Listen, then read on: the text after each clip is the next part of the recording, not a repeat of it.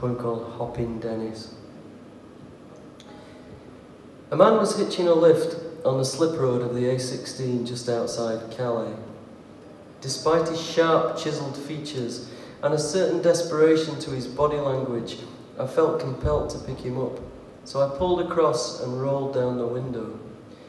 He stuck his face in the car and said, "I am Dennis Bergkamp, player of football for Arsenal. Tonight we have game in Luxembourg, but because I am fear of flying, I am travel over land. Then I have big argument with chauffeur and here he drops me, can you help?" "Hop in, Dennis," I said. He threw his kit in the back and buckled up next to me. "So what was the Barney about?" I asked him.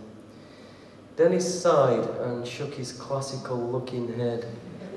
He was ignoramus. He was dismissive of great Dutch master Vermeer and says Rembrandt was homosexual. "Well, you'll hear no such complaints from me," I assured him. We motored along and the landscape just zipped by.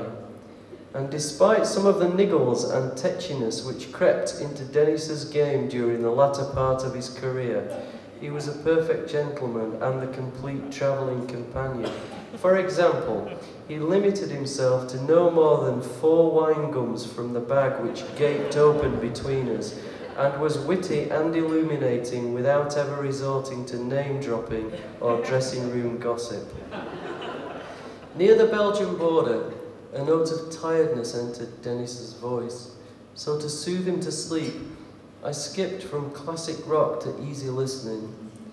It wasn't until we were approaching the outskirts of the city that he stirred and looked at his Rolex. "It will sure be a tight one," he said. "Why don't you get changed in the car and I'll drop you off at the ground?" I suggested. "Good plan," he said, and wriggled into the back. In the corner of my eye, he was a contortion of red and white, like Santa Claus in a badger trap.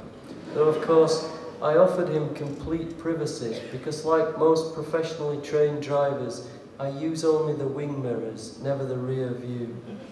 Pretty swiftly, he dropped into the seat beside me, being careful not to scratch the console with his studs. "Here's the stadium," I said, turning into a crowded boulevard awash with flags and scarves.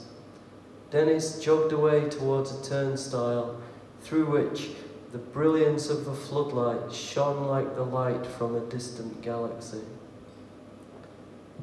And it's now that I have to confess that Mr. Bergkamp was only one of dozens of Dennises to have found their way into the passenger seat of my mid-range saloon. Dennis Healy, Dennis Hopper, Dennis Potter, Dennis Lilly, the underrated record producer Dennis Bovell, and many, many more. I once drove Dennis Thatcher from Leicester Forest East service station to Ludlow Racers, and he wasn't a moment's bother, though I did have to ask him to refrain from smoking, and of course not to breathe one word about the woman who introduced rabies to South Yorkshire.